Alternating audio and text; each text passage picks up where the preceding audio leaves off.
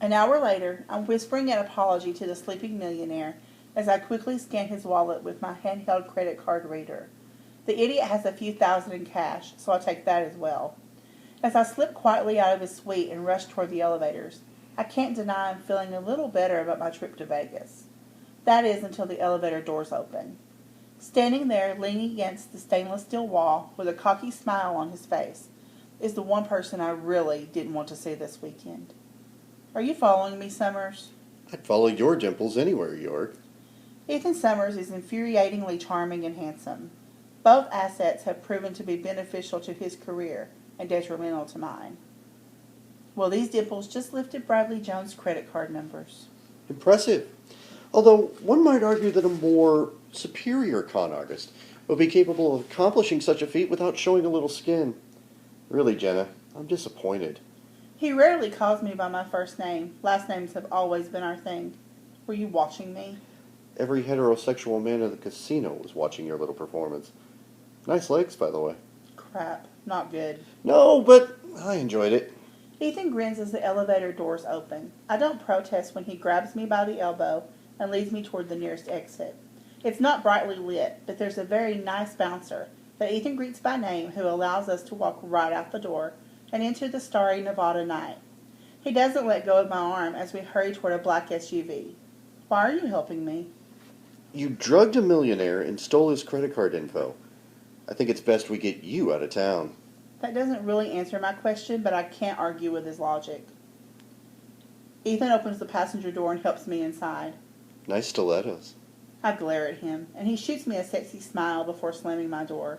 It's really too bad that I hate his guts. Ethan Summers and I have crossed paths many times throughout the past couple years. It's unavoidable, considering we're two of the finest criminal minds in the world.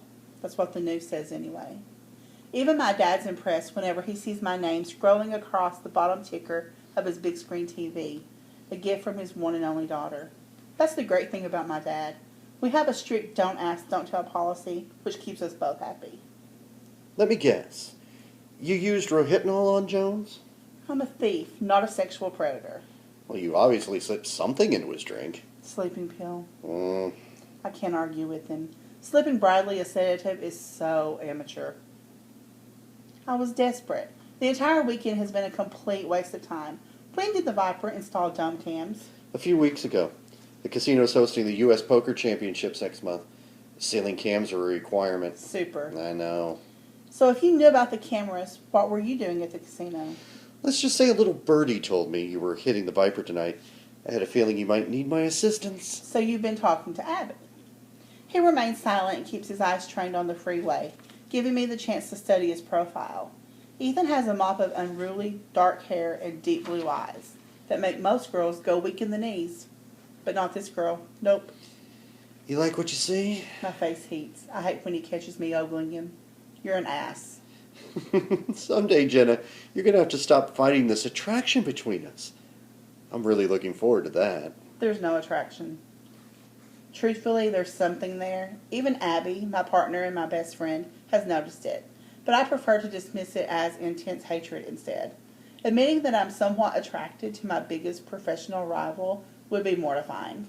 We really need a change of subject. So, Summers, what are you doing in Vegas? Just visiting a friend. You don't have any friends. I have one. So you have been talking to Abby. No, I've been talking to Coop. Same thing. Essentially. The fact that my best friend is in love with his best friend makes our jobs monumentally more difficult. So you rode in on your black SUV to save me? I'm touched, Summers, really. I owed you one. It's true. About 3 months ago, I saved his sorry ass from what could have been a particularly embarrassing art heist. The idiots had planned to break into my aunt's Manhattan art gallery, completely unaware of the vibration sensors her security team had installed the week before.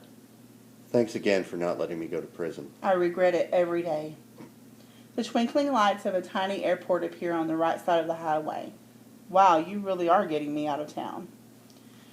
He grins and drives us closer to the hangar. The SUV stops just yards away from a small plane. When the two of us climb out of the vehicle, we're immediately welcomed by a tall, muscular man. His hair is cut short, almost military style. Ethan makes the introductions. This is Gabriel, my pilot. among other things. He'll take you anywhere you want to go. Gabriel smiles warmly and ushers me on board the plane. Ethan follows, but instead of taking the chair next to mine, he reaches for my seatbelt. His hand so close to my lap sends my imagination into overdrive. Maybe I'd misjudged Ethan Summers. He really has no reason to help me, and yet here he is, plotting my escape and making sure I'm buckled up for safety. It's a little tight. Sorry. I just want you to be very secure. Gabe is carrying precious cargo tonight. I'd be deeply disappointed if you were harmed in any way. That's kind of sweet. I keep telling you I'm a sweet guy. Anyway, this should hold you. You have a safe flight. What? Wait, aren't you coming? Ethan shakes his head. He also tightens my seatbelt a little more. I'm immediately suspicious. Summers, Yes? why aren't you coming? Well, Coop and I have plans. It seems there's another casino on the Strip that has yet to embrace the wonder of dome cams. There's a tournament later tonight. High rollers, high stakes. I knew you wouldn't be interested. Damn you, let me off this plane. Take good care of her, Gabe. Ethan then lifts his hand and gently goes his fingertips across my cheek. My world wouldn't be nearly as much fun without her in it. He shoots me one last cocky smile before slamming the hatch.